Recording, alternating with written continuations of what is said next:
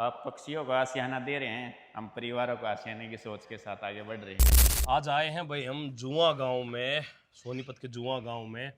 और मंदिर में आए यहाँ पे। हमने आके देखा लाइब्रेरी चल रही है भाई, यहाँ पे लाइब्रेरी भी है और पेड़ पौधे और माहौल बड़ा गजब है भाई। मैं देख के मैंने यहाँ विजिट भी किया, भाई साहब से मिले, ये सब सारी एक टीम ही है सबकी।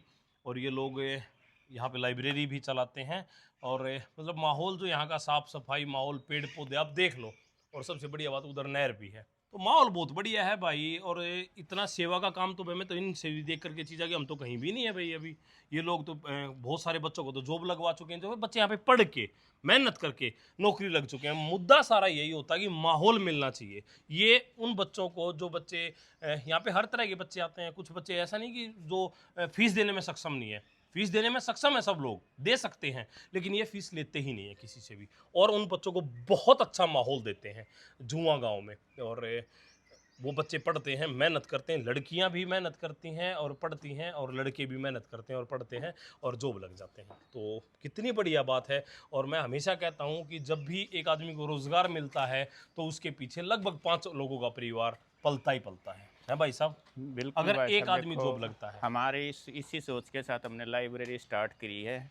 आप पक्षियों को आशियाना दे रहे हैं, हम परिवारों को आशियाने की सोच के साथ आगे बढ़ रहे हैं। बिल्कुल। क्या हम परिवारों को आशियाना दे पाएँ? तो आओ मैं आपको बताता हूँ हम क्या क्या सुविधा दे पा रहे हैं बच्चों को। क्या क्या, सबसे पहले तो हमारी जो लाइब्रेरी है वो मंदिर मंदिर परिसर में है। आप देखा, ये हाँ, ये हमारा मंदिर परिसर है यहाँ पे। शिवालय मंदिर है, संतोषी माता का मंदिर है उधर। ये शिवालय मंदिर है, काफ़ी पुराना मंदिर है, हमारे गांव का सबसे प्राचीन। ये शनि बहुत मंदिर बढ़िया। है जिसकी 2016 में यहाँ पे स्थापना हुई थी। अच्छा।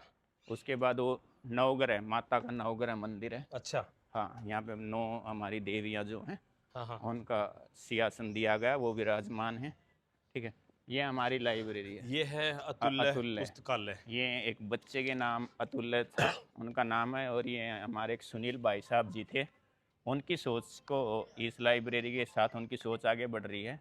वो उन्होंने मतलब जब पढ़ाई के लिए सुविधा नहीं थी उस टाइम पे मेहनत करे, पढ़ाई की, आज वो काफ़ी सक्सेस है। तो उन्होंने मतलब पढ़ाई की वैल्यू को समझा और उन्होंने उस चीज़ के लिए हमें ये एक स्टेज दी है, हमें स्थान दिया है।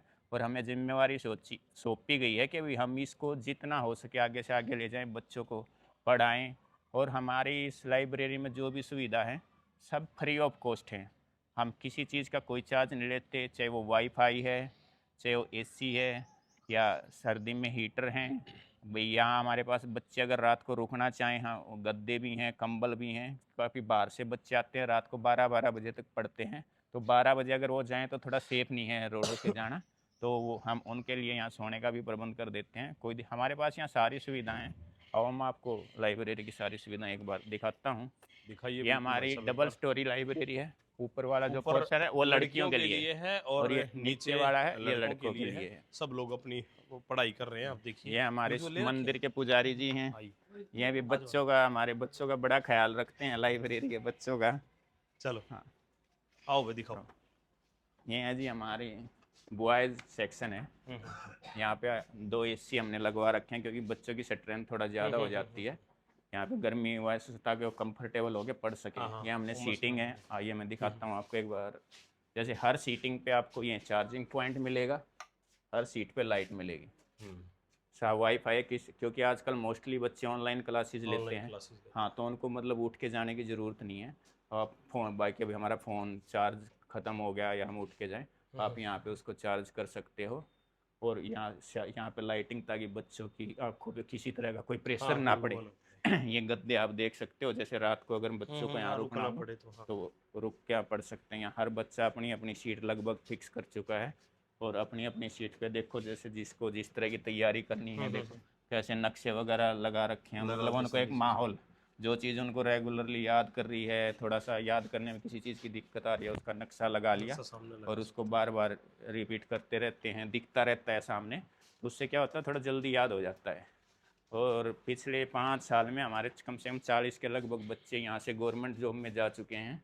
कई बच्चे तो ऐसे हैं जिन्होंने एक एक जॉब छोड़ के दूसरी जॉब पकड़ ली है, हैं। दूसरी अच्छा। छोड़ के तीसरी पकड़ ली है। हाँ, और यहाँ से जो ऊपर वाला पोर्शन है वो लड़कियों के लिए है। ये ऐसे ही, ये सारी फैसिलिटी ऐसे ही सेम ऊपर लड़कियों के लिए है। एसी भी लगा हुआ है लड़कियों के लिए, और आपने यहाँ भी देखे होंगे 2 एसी लगे हाँ, हुए हैं। और दोनों किताबें फ्री, बैठना फ्री, पढ़ना फ्री, सब कुछ फ्री। Newspaper free. ठीक है, आपको कोई बुक्स चाहिए आप हमें रिक्वायरमेंट दो, हम ला के देंगे, चाहे वो कितनी कॉस्टली बुक है, आपको कोई दिक्कत नहीं। 1-2 दिन लग सकता है बुक आने में, लेकिन आपको मिलेगी। बहुत ठीक है, बढ़िया, बहुत हर बढ़िया। ऊपर वाले पोर्शन में डबल बैटरी का इन्वर्टर है, नीचे वाले में डबल बैटरी का अच्छा भाई साहब, इन्वर्टर ये है। कहाँ के फिर इसमें जो ये सब कुछ एक्सपेंसेस होते हैं, ये कहाँ से कैसे मैनेज होते हैं? देखो, आप जैसे दानी सज्जन दान देते रहते हैं, हमारी कमेटी के जो मेंबर हैं, हमने उनके बजट के हिसाब से जो इसकी जैसी इच्छा हमने फिक्स कर रखा है। अभी हर महीने तू 200 देने में सक्षम है तू 200 देगा, तू 500 देने में सक्षम है तू 500 देगा। तो ऐसे ही कमेटी मेंबर मिलजुल के जो हमारे रेगुलर खर्चे हैं वो उससे निकाल लेते हैं हम। बाकी अगर किसी चीज़ की ज़रूरत होती है, हम किसी ना, जो भी हमारे यहाँ मोस्टली कोई ना जो कितने लोग हैं आता है ना कमेटी के कि मेंबर आपके? हमारे कमेटी के लगभग 17 से 18 मेंबर हैं। 18 मेंबर हैं। हाँ, 18 मेंबर हैं इस कमेटी में, 18-20 भी मान लेता हूँ, चलो हाँ, 18-20 मेंबर हैं इस कमेटी में।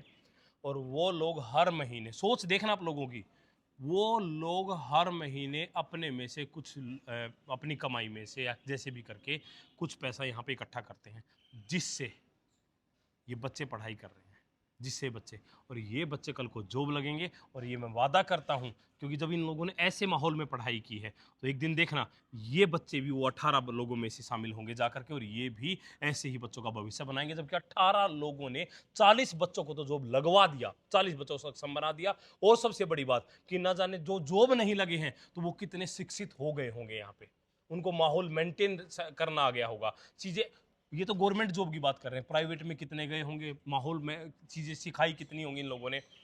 तो सबसे पहले तो इनकी पूरी टीम को मेरा सैल्यूट है कि 20-25 बच्चे ऐसे भी हैं भाई साहब जो एग्ज़ाम क्वालिफाई कर गए हैं, लेकिन किसी कारणवश हाँ उनका फाइनल ऐसे फिजिकली फिट नहीं हो पाए या कुछ रीज़न रहा है कि वो फाइनल सिलेक्शन में नहीं जा पाए, लेकिन उन्होंने लाइब्रेरी में जो मेहनत की है उसकी मेहनत से उन्होंने एग्ज़ाम क्वालिफाई कर लिया है। और बिल्कुल। हमारी जो कमेटी के मेंबर हैं मोस्टली प्राइवेट सेक्टर में जॉब अच्छा, करते हैं, खेती बाड़ी करते हैं।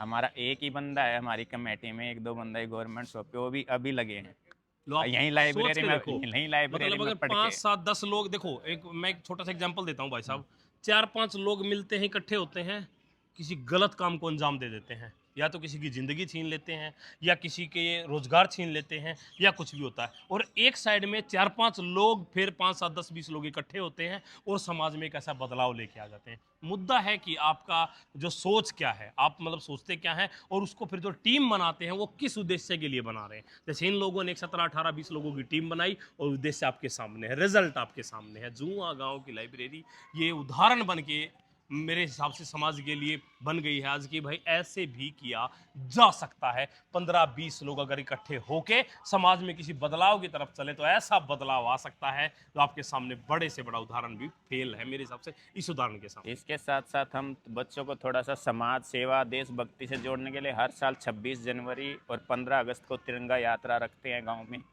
गांव के किसान ट्रैक्टर वगैरह लेके, बच्चे बाइक वगैरह लेके आते हैं और बड़ी शांतिपूर्ण तिरंगा यात्रा निकलती है गांव में। कोई ना कोई चीफ गेस्ट आता है, उससे ध्वजारोहण या ध्वज फहराया जाता है। तो मतलब उससे ये है कि बच्चों का थोड़ा देशभक्ति के लिए प्रेरित। और पिछले 2 साल से हमने खानपुर मेडिकल की टीम को बुलाते हैं, और मेडिकल जो ब्लड डोनेशन कैंप भी हम 15 अगस्त को लगवाते हैं, ताकि गवर्नमेंट लोगों में हॉस्पिटल से, से। गवर्नमेंट हॉस्पिटल से, हम किसी प्राइवेट बहुत बढ़िया। हॉस्पिटल को नहीं बुलाते, गवर्नमेंट हॉस्पिटल से हम ब्लड डोनेशन कैंप लगवाते हैं। तो ये है एक संगठन का नतीजा। एक संगठन, अगर बात करूं तो मैं, जैसे आतंकवादियों का संगठन होता, कितना गंदा वो समाज में मैसेज देते, ना जाने कितने परिवारों को उजाड़ देते हैं।